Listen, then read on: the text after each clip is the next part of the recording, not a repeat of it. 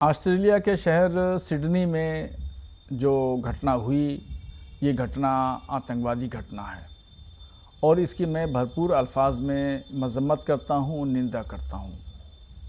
اور آتنکواد ایک بہت بڑی بیماری ہو کر کے پورے انٹرنیشنل طور پر ابھرا ہے اور اس آتنکواد کا خاتمہ بہت زیادہ ضروری ہے۔ اور اس کی وجہ یہ ہے کہ اسلام کے جو اصول ہیں ان اصولوں کو بغیر پڑھے لکھے نوجوان راہ راست سے بھٹک گئے ہیں اور یہ وہ لٹریچر پڑھ رہے ہیں، وہ سامگری پڑھ رہے ہیں، نیٹ پہ وہ چیزیں دیکھ رہے ہیں جو اتےجنا پھیلانے والی اور بھڑکانے والی چیزیں ہوں، اور یہ سب سامگری آتنکوادی سنگٹھن اپلبدھ کرا رہے ہیں۔ تو جو بھارت میں جن لوگوں کا نام آیا کہ وہاں پہ ساجد نام کا ایک ویکتی ملوث تھا، یہ بھی چنتا کی بات ہے ہمارے لیے، پوری مسلم قوم کے لیے اور بھارت سرکار کے لیے یہ چنتا کی بات ہے۔ بہرحال میں ہمیشہ کٹر پنتھی وچاردھارا کے خلاف لڑائی لڑتا رہا ہوں اور پھر میں کہہ رہا ہوں کہ کٹر پنتھی وچاردھارا یہ دیش کو توڑنے والی ہے، سماج کو توڑنے والی ہے۔ اس وچاردھارا سے لڑائی لڑنا ہر شخص کی ضرورت ہے، چاہے ہندو ہے یا مسلمان، ہر شخص کو کٹر پنتھی وچاردھارا سے لڑنا ہوگا اور اس کا خاتمہ بھارت سے کرنا ہوگا۔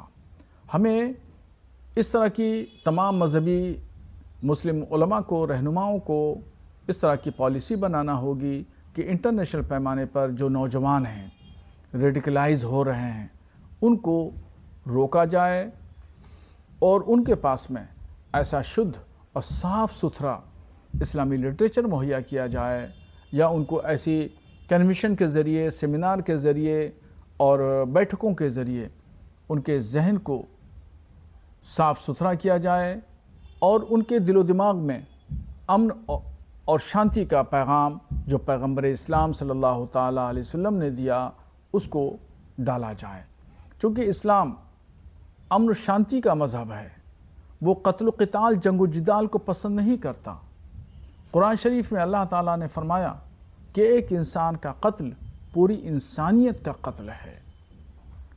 تو اس فلسفے کو، شریعت کے ان اصولوں کو سمجھنا ہوگا اور اس پر کام کرنا ہوگا۔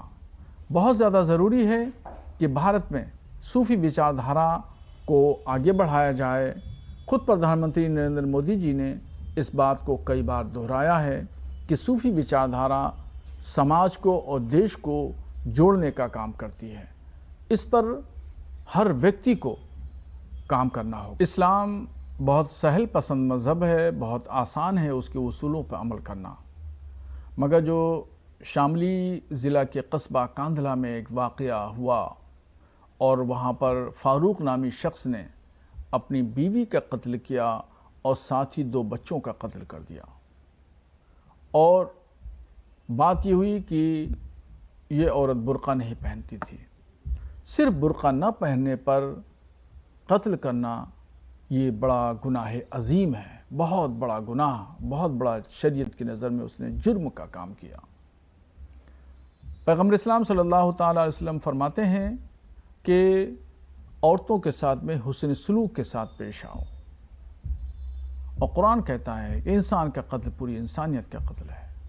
فاروق نے صرف اپنی بیوی کا قتل نہیں کیا بلکہ اس نے پوری انسانیت کو قتل کیا۔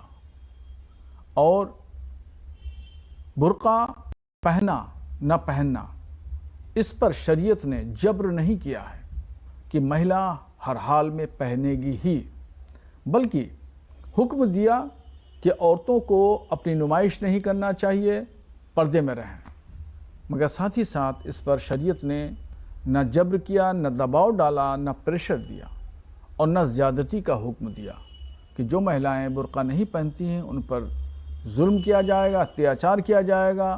ہرگز ایسا حکم نہیں دیا، اپنی پسند کے اوپر چھوڑ دیا۔